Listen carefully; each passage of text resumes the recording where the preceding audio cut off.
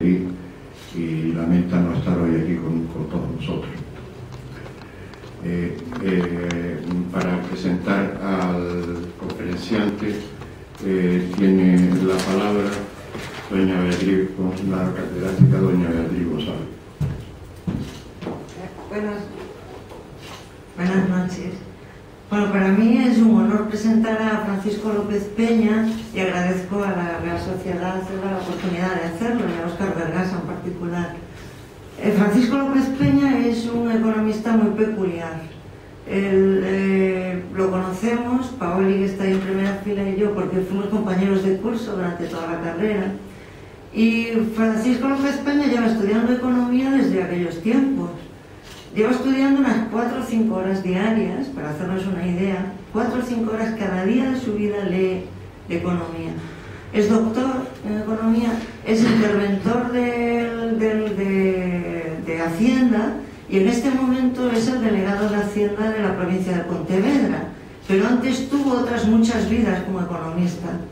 Fue durante 2 periodos diferentes delegado del gobierno en la zona franca de Vigo. Y como tal, que es, digamos, el equivalente al gerente de la zona franca, pues causó una revolución en la ciudad, cambió la forma de gestionar un organismo público como era la zona franca y cambió la cara de la ciudad. Y después de esto tuvo una experiencia en la empresa privada y fue director general durante unos años de un grupo, de un holding de astilleros, también en la ciudad de Vigo. Ahora, en esta tercera reencarnación, ha vuelto a sus orígenes como funcionario y está como delegado de Hacienda de la provincia y ha pasado por 2, digamos, partidos políticos gobernantes de un signo muy diverso y se ha mantenido ahí, ¿no? Ya estuvo Francisco López Peña dando una conferencia en la facultad hace unos cuantos años y causó tanto impacto que todavía hoy recordamos lo que dijo. Y lo dices en diapositivas, lo cual es un mérito enorme en estos días de exhibicionismo de la imagen, ¿no? Entonces yo estoy segura de que vamos a disfrutar todos de la conferencia de él, que no se prodiga mucho, por cierto. Y bueno, y le agradezco muy sinceramente que haya venido. Gracias, Juan.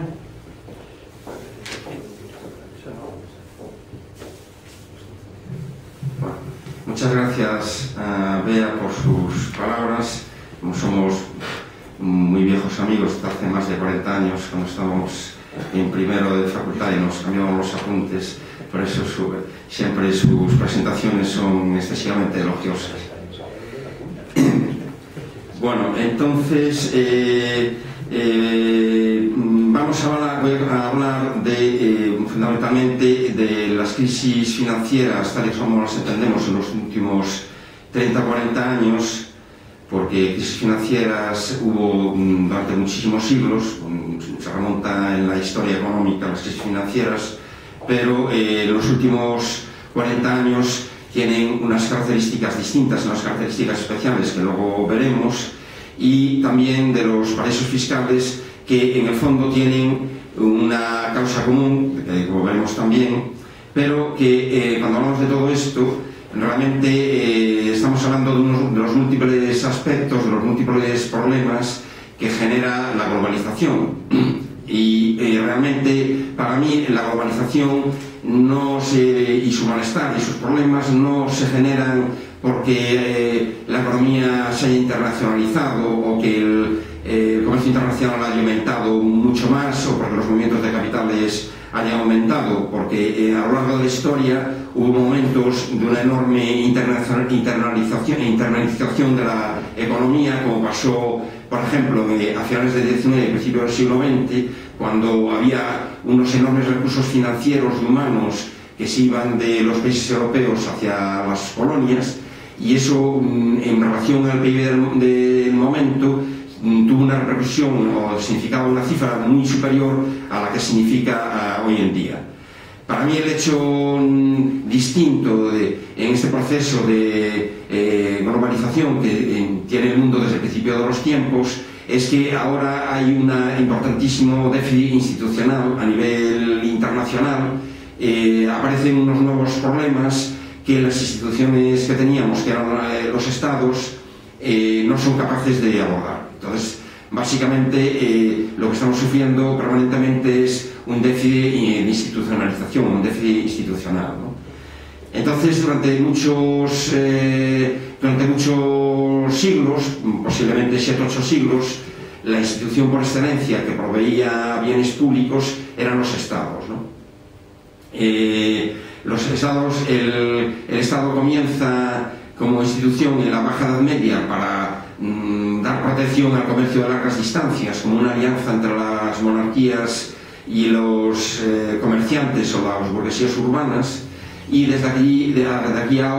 aquella ha ido aumentando en competencias, ha ido evolucionando. Y básicamente lo que hace el Estado es la provisión de bienes públicos, que se diferencian de los bienes privados en primer lugar en que no hay rivalidad. Por la no rivalidad, cuando una persona consume un bien público no le resta, digamos, del consumo de otra persona. Cuando alguien consume un bien privado lo hace en perjuicio de cualquier otra persona, porque nadie más que él lo puede consumir en ese momento. Mientras que los bienes públicos tienen como característica que el hecho de que una persona disfrute de un bien público no va en perjuicio de que todos los demás ciudadanos tengan ese mismo bien público, esa misma cantidad de bien público, ¿no?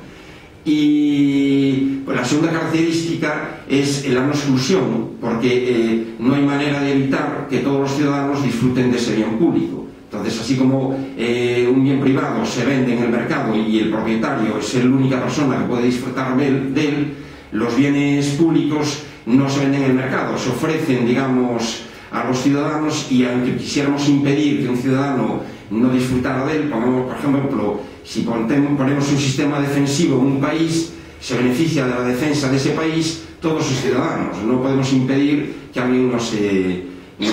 protegido. O si protegemos a los ciudadanos de la desaparición de la capa de ozono, todo el mundo está protegido por esa medida, y no podemos impedir que unos ciudadanos estén protegidos y otros no estén protegidos, ¿no? Entonces, a lo largo durante muchos siglos, la necesidad de bienes públicos fue creciente, pero siempre había una institución, que era el Estado, a la que se acudía y que los proveía y nos amparaba. Y el momento álgido del Estado fue en el siglo XX, con el Estado del Bienestar, donde ya la provisión de bienes públicos y el ámbito de actuación del Estado era realmente enorme, ¿no? Pero el problema es que en los últimos 50 años empezaron a aparecer unos bienes públicos de carácter global, que los Estados eran incapaces de proveerlos o evitar esos males públicos, ¿no? Entonces, estos bienes públicos globales cada vez aparecen con más frecuencia y no hay capacidad por parte de los Estados para resolverlo. Muchas veces simplemente es que los bienes públicos que antes eran nacionales ahora tienen un ámbito de acción mucho más amplio. Por ejemplo, las enfermedades contagiosas antes se podían controlar dentro de una nación. Hoy una enfermedad contagiosa hay que controlarlo a nivel mundial, porque por la movilidad de la población. Otros problemas de tipo medioambiental, como hablábamos antes de la capa de ozono, realmente son problemas totalmente nuevos, pero aparecen los bienes públicos globales que ya no son capaces los Estados de resolver su provisión, ¿no? Y para tratar de resolver este problema aparece cada vez un mayor número de instituciones internacionales. Ha habido una auténtica proliferación en los últimos 50 años de organizaciones internacionales, pero aparecen, digamos, con un carácter muy débil, y entre otras cosas porque tienen un funcionamiento muy complejo, porque requieren unanimidad de todos los Estados, y entonces funcionan de una forma mucho más lenta que las necesidades que tiene la humanidad, ¿no? Y al mismo tiempo los propios Estados se ven debilitados por todos estos movimientos y tratan de controlar de alguna manera esas instituciones nuevas, y lo que hacen es retrasar todavía más y dificultar su propio funcionamiento, ¿no? Entonces, la cuestión es que el Estado como institución que conocíamos hoy en día evolucionó y se formó a lo largo de 700-800 años, y hoy no tenemos otros 700-800 años en los que podamos esperar para que aparezcan nuevas instituciones potentes para resolver todos los problemas en los que estamos, que tenemos todos los días, ¿no? Entonces, dentro de este marco, vamos a ver dos tipos de males públicos, digamos, que se generan, que son las nuevas crisis financieras y los paraísos fiscales, que tienen en el fondo también un origen común, que es en la ruptura del orden establecido, el orden del régimen económico establecido en Bretton Woods en 1944. En 1944 las que iban a ser las potencias ganadoras de la Segunda Guerra Mundial se reunieron en Bretton Woods para establecer un nuevo orden económico que evitara todos los problemas que hubo en el mundo entre guerras, ¿no? Este nuevo orden económico tenía como características, primero, un tipo de cambios fijo a nivel entre las monedas de los distintos países, un control de los movimientos internacionales de capital, en segundo lugar, unas balanzas de pagos en equilibrio y una paridad del oro con respecto al dólar fijo. El dólar venía a ser una moneda, la moneda de cambio a nivel internacional, porque ninguna moneda era convertible con el oro, iba a ser convertible con el oro más que el dólar, ¿no?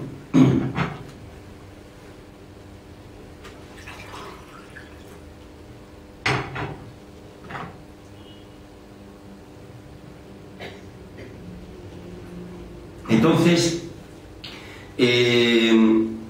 este orden, que funcionó durante varios decenios, empezó a entrar en crisis en los años 60, y el motivo fundamental fue los enormes déficits que tenía Estados Unidos consecuencia de la guerra de Vietnam.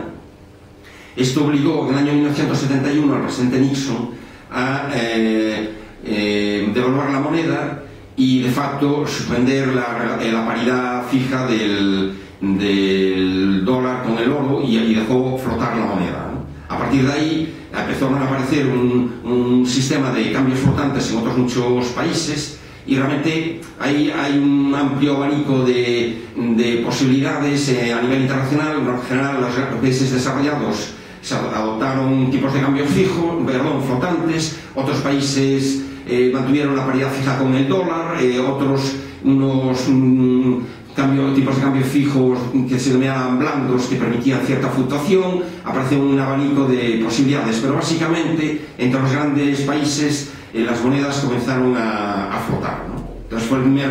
punto de ruptura con el orden de Bretton Woods. El segundo punto muy importante de ruptura fue en el año 1973, con la crisis del petróleo de la OPEP. Los países de la OPEP deciden multiplicar por 4 los precios del crudo. Entonces se produce un enorme superávit en las balanzas de pagos de los países productores de petróleo, con el consiguiente déficit reflejo en los países consumidores, ¿no? Y este desequilibrio a nivel internacional solo se podía resolver dejando que hubiera una circulación de capitales a nivel internacional muy importante para reciclar los petrodólares, digamos, ¿no? Entonces, a partir de ahí aparece un enorme mercado de capitales entre los países a nivel internacional, que había tenido cierto anticipo, como luego veremos en la década anterior, en la década de los 60, que luego aludiremos, pero el gran aldabonazo fue la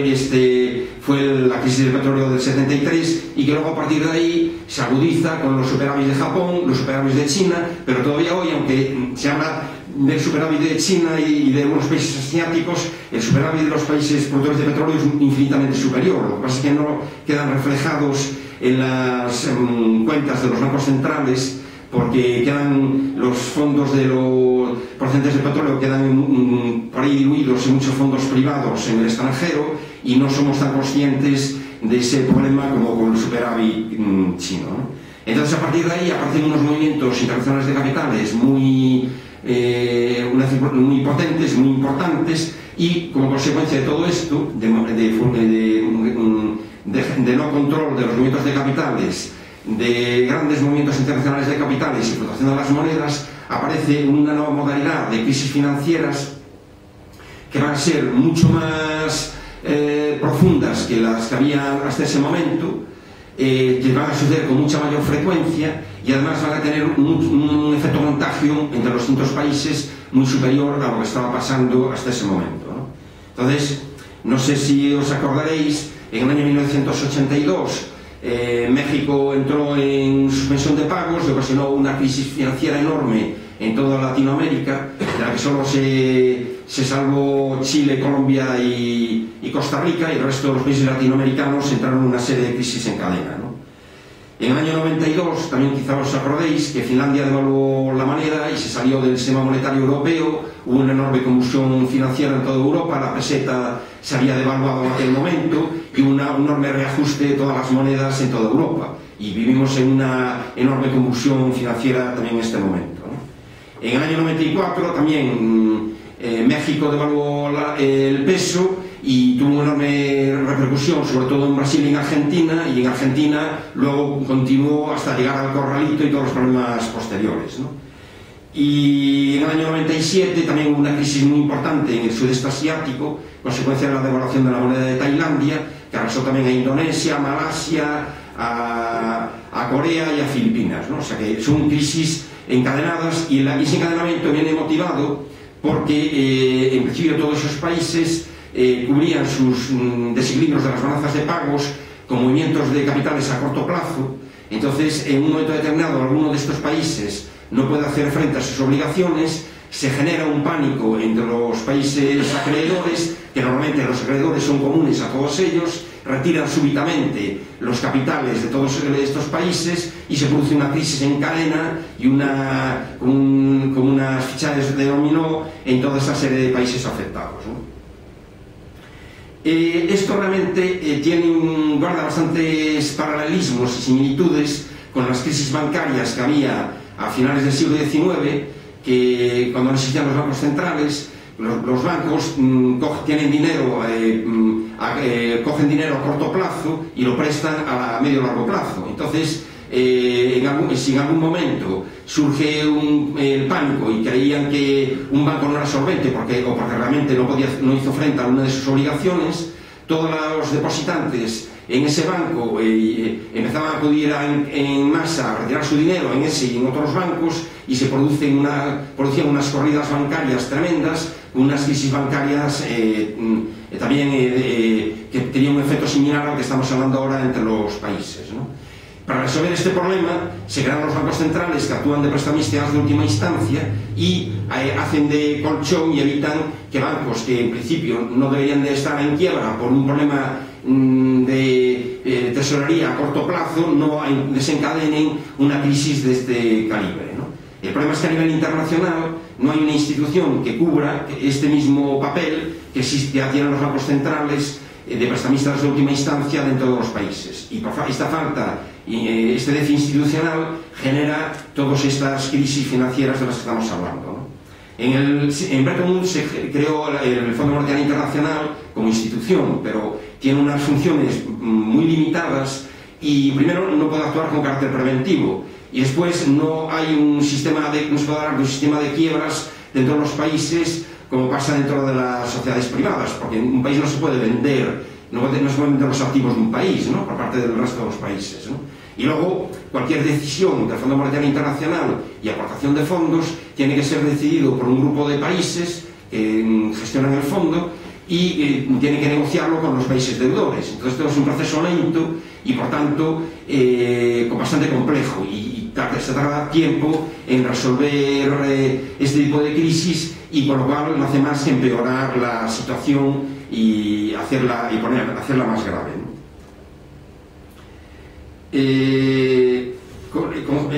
Al mismo tiempo que se generaban este tipo de crisis financieras, apareció otro tipo de problema, que fue la competencia fiscal internacional que se empezó a producir entre los distintos países al haber tributaciones distintas entre los países. Los capitales, al ser capitales móviles y otros factores de la producción al ser móviles,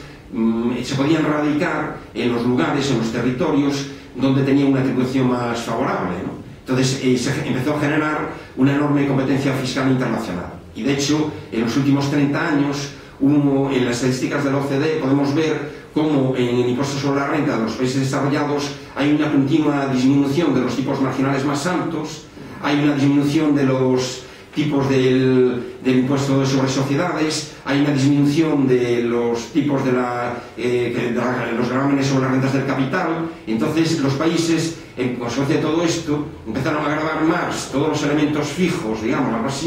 bases imponebles no móviles, en prejuicio de las móviles, ¿no? Con lo cual se generaron también una cierta injusticia tributaria, porque se impide que la posibilidad de los impuestos tal y como estaba establecido hasta ese momento. Pero es que además, de alguna manera, puede poner en peligro a la propia existencia del estado de bienestar, porque si los estados no tienen recaudación suficiente, les está poniendo en peligro sus propios mecanismos de subsistencia, ¿no? Entonces, esto es un problema grave y en el fondo, en el caso extremo, el corazón de todo este problema, se encuentran los paraísos fiscales, que es son los elementos patológicos que aparecen en el sistema, que son territorios en donde ya directamente no existe ninguna tributación, con lo cual empujan a una serie de bases imponibles a no ser gravadas o a ser gravadas de forma mucho más baja en el resto de los países, ¿no? El origen de todo esto, de los paraísos fiscales, está muy relacionada con lo que estábamos hablando antes de la crisis de los sistemas de Bretton Woods, porque realmente el elemento decisivo de todo esto lo podemos también situar en el año 63, cuando el presidente Kennedy, para tratar de evitar de que las empresas norteamericanas presten su dinero en Europa, porque tenían un problema muy grave de balanza de capitales y necesidades de capital en Estados Unidos, trata de evitar que los capitales se marchen hacia Europa, donde están los tipos de interés se pagan más altos, e establece un impuesto del 15% sobre las rentas o sobre los intereses percibidos por las empresas norteamericanas en el extranjero. Y esto tiene un efecto contrario al que perseguía el gobierno norteamericano, porque entonces lo que pasó es que muchas empresas norteamericanas dejaron sus dólares en el extranjero y no los repatriaron, con lo cual en ese momento aparece el mercado de eurodólares, que progresivamente se fue desarrollando a gran velocidad, y aparece un mercado de capitales en dólares muy importante en Europa, que estaba radicado en la City de Londres, y aparece el gran desarrollo de la City. Fue gracias a este mercado de eurodólares. Entonces,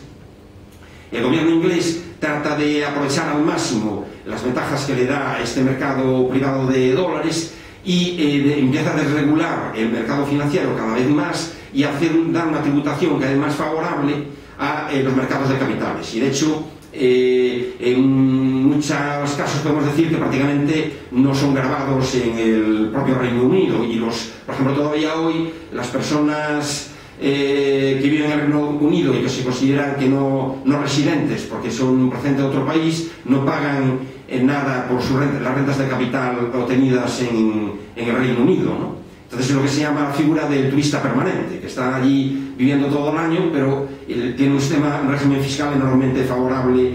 para él, ¿no? Pero donde no llegaba todavía este sistema, o todavía no era lo suficientemente beneficioso, en la propia City externalizó una serie de centros offshore, que eran territorios de alguna manera dependientes de la corona inglesa, en donde la regulación todavía era inexistente, se hacía a la medida de cada empresa o cada sector concreto,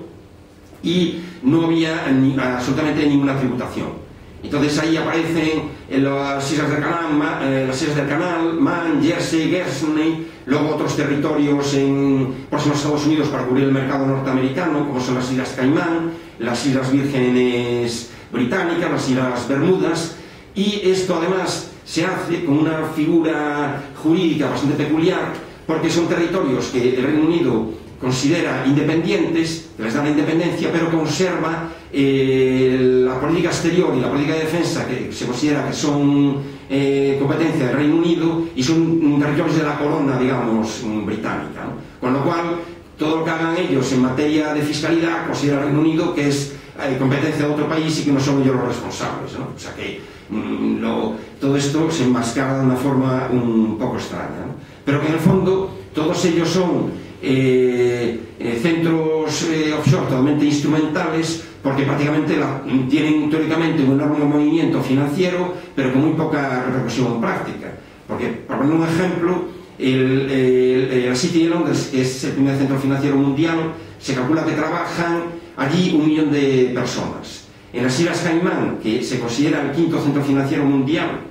trabajan 5.400. O sea que es una desproporción, ya se ve que es un lugar muy grande, y muchos de estos son asesores de las personas que operan en este sitio, ¿no? Para poner una anécdota, Hay una isla, un paraíso fiscal en el Pacífico, que es Nauru, que durante unos años tuvo un cierto movimiento, y un periodista de New York Times fue allí a ver qué realmente pasaba. Es una isla de 20 kilómetros cuadrados en medio del Pacífico, a 2000 kilómetros de Australia. Entonces llega allí el periodista a un sitio donde teóricamente había muchos miles de empresas domiciliadas, y se encontró que había allí un galpón lleno de ordenadores. Llamó a la puerta y la persona que estaba allí era la limpiadora, ¿no? Fue la que le abrió. Entonces esto es la realidad que refleja la existencia en muchos de estos lugares, que realmente es un mero lugar de situación para situar legalmente un movimiento económico, pero que realmente no tiene lugar en ese sitio, ¿no?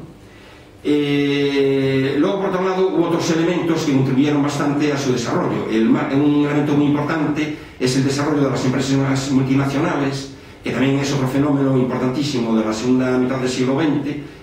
A lo largo de los últimos 40-50 años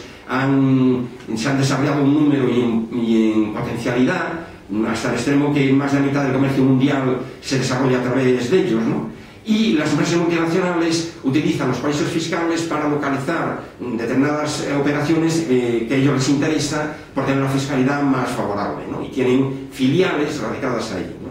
Entonces, y además de radicar allí determinadas rentas, como pueden ser intereses, arrendamientos, royalties y demás, los utilizan para, mediante ellos, mediante los costes de transferencia, librarse del pago de los impuestos en los países desarrollados. Una empresa multinacional, en vez de vender directamente su producto de un país a otro, de donde lo produce en un país de bajos costes y lo vende en un país desarrollado mucho más caro, en vez de hacer venta directa, vende del país de bajo coste a un paraíso fiscal a un precio, y luego de ese paraíso fiscal hace una segunda venta a un país desarrollado y el beneficio lo deja en el paraíso fiscal, con lo cual reduce enormemente su tributación. Como una cosa anecdótica que leí el otro día, Apple, se calcula que este año, en consecuencia de los iPod y iPad, tiene acumulado en tesorería fuera de Estados Unidos 130.000 millones de dólares, que no puede repatriar a Estados Unidos porque entonces tendría que tributar. Entonces están haciendo lobby para ver si consiguen un régimen especial para que le permita repatriar el dinero y poderlo repartir, porque tiene muchísimo dinero, es una fuente de hacer dinero, pero sin embargo no lo puede hacer efectivo en Estados Unidos y no se lo puede dar, no lo puede repartir como dividendos, ¿no? Esto es un ejemplo, pero vamos, la generalidad de las empresas multinacionales funcionan con mecanismos de este tipo, ¿no? Y por último, otro elemento que también muy importante en el desarrollo de los paraísos fiscales fue lógicamente la telemática, que permite hacer operaciones gracias al desarrollo informático en un instante en un montón de lugares sin ningún problema, ¿no? Entonces, para que nos demos una idea de la importancia que tiene todo esto, se calcula que la mitad de los préstamos internacionales pasan por paraísos fiscales, y más de la tercera parte de la inversión extranjera directa también pasan a través de paraísos fiscales, o sea que tienen una importancia enorme. Luego lo que pasó fue que a raíz del desarrollo de la City empezaron a proliferar otros paraísos fiscales, y lo que es más importante, dentro de los propios países desarrollados se fueron creando regímenes fiscales muy favorables, que ya muchas veces no se sabe si eso es un paraíso fiscal o no lo es, ¿no? O sea, la definición es bastante vidriosa, ¿no? Realmente, como elementos característicos del paraíso fiscal, podríamos decir que es